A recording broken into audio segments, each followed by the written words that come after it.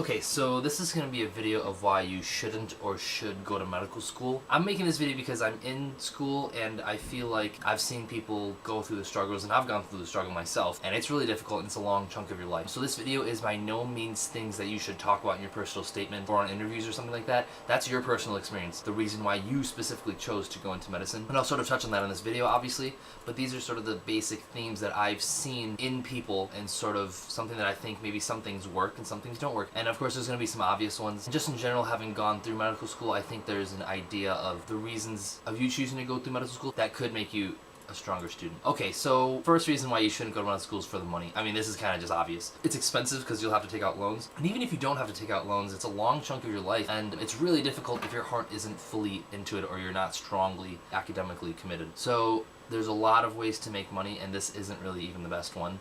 And reimbursements for certain specialties have sort of been fluctuating.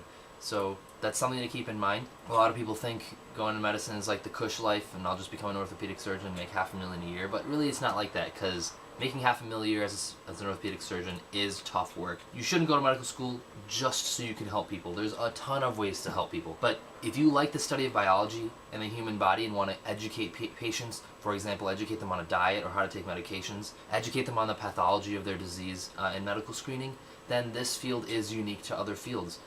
So I think that's definitely something you should think about, that you're helping them in a certain way. Don't go to medical school because somebody told you to, or you're following people, or all of your friends are doing it so you should do it too. I think this is really important to gauge as you're entering medical school, to see yourself as an independent and not sort of as a follower. Now, you don't by any means have to be a huge gung-ho leader or class president of your undergraduate class or something. Trust me, a lot of people in medical school aren't that person. You should definitely maybe see yourself as an individual. For example, if someone asks you where you live, on one hand you could say, I live with my parents to save money and they feed me. On the other hand, you could say, I'm single right now living on my own. You aren't really lying by saying that, but the emphasis is more sort of on yourself as an individual and independent. Basically, it shows that, do you see yourself as an adult or not? But in the end, you're applying to medical school because you want to, not because someone told you to or you're following your friends.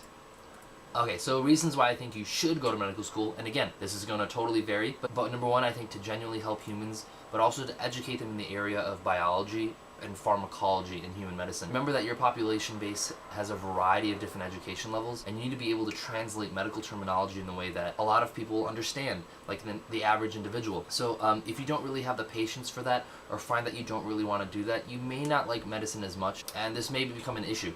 Now, I'm not saying every field requires you to necessarily talk to or educate patients, because some specialties of medicine are so different. Like, they're like different careers, basically. Well, obviously. Like, an orthopedic surgeon is totally different from a pathologist. For example, like, a pathologist doesn't really have to talk to patients if you don't really want to, and while an orthopedic surgeon really has to educate patients post a knee replacement on stretching and how to take care of themselves. So on and so forth. I would say before starting school or even deciding is to at least see a bunch of different, maybe at least a few different specialties, because they're so vastly different. Now, I'm not saying you need to have an idea of exactly what you want to do going into medical school. I know a lot of people who weren't. I wasn't one of those people. But if your only experience of medicine is going to your family practice doctor, remember that there's a lot of other specialties that you could see and that may fit your personality more or may fit what you want to do more. But just in general, number one was to generally help humans, and then in some of the fields be educating people in the area of biology. So you're going to be learning a lot of biology and pharmacology and anatomy and so on in the first 4 years of medical school. Everybody has to learn that, no matter what specialty you end up going into. I guess at the end of the day, you need to have the patience to be able to educate people and want to help via the study of biology. I think that's kind of important. Number two, and I think this is super important, is that you had your own experience, and it helps you put you in the context of medicine and puts you at a level of empathy that you can have to relate to patients. It also keeps you driven to help others. I should at least share my experience. And the reason why I'm going to medical school is because when I was a teenager, I had appendicitis and I had ruptured, and it was super painful. I had to go into surgery, and that was really significant for me. And so I was on that side of the curtain, and my end goal was to be on the other side of the curtain to help other people who were going through the same things that I went through. And I would say during my hardships during medicine, I would always think back to how much it hurt. And then when I talk to patients during rotations at the hospital, I just am able to empathize with people in pain, and able to empathize and able to relate when they don't really understand the medical jargon. Because I've been there. Again, you don't necessarily need to have like some sort of crazy experience with death or something like that. I just think some experience, maybe to help you put it into context of what a patient's going through, I think would really help. Number three is a little more specific, and it's that you want to research medical pathology to further our diagnostic and treatment capabilities in medicine. And this is a little bit more difficult to relate to if you haven't really done research or don't really like research, but I think it's emphasized because we really wouldn't be where we are today without medical research.